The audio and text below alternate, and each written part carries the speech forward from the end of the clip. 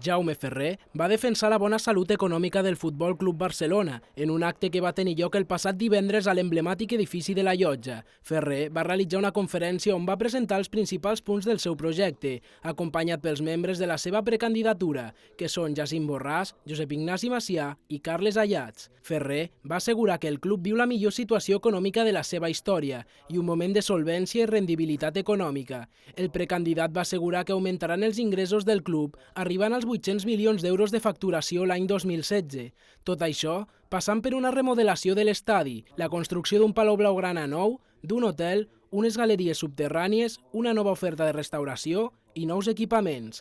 Ferrer va afirmar que volen garantir un model esportiu basat en una experiència d'èxit, després d'haver guanyat 7 títols, i són partidaris de continuar amb el model de gestió que s'ha fet. La gestió que s'ha fet jo crec que és molt bona, vull dir, escolta, ha culminat amb 6 títols en futbol en un any, no? Aquest any en el bàsquet podem treure també tots els títols que s'ha jugat a l'equip de bàsquet.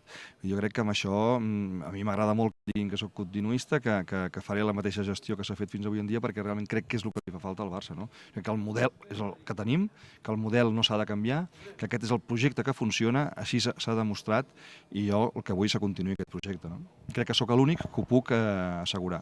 El programa de futur de Jaume Ferrer consisteix en incrementar la inversió en el planter per poder construir un equip amb jugadors de base i fitxatges de primer nivell. Per últim, el precandidat va anunciar que volen acabar la construcció de la nova masia a la ciutat Joan Gamper i que la posaran en funcionament a finals d'octubre. Ferrer va mostrar també el seu compromís d'ajudar els clubs catalans a través de la Federació Catalana de Futbol. 7 anys els títols que hem guanyat i que esperem que ens continuï fent guanyar en els propers anys també.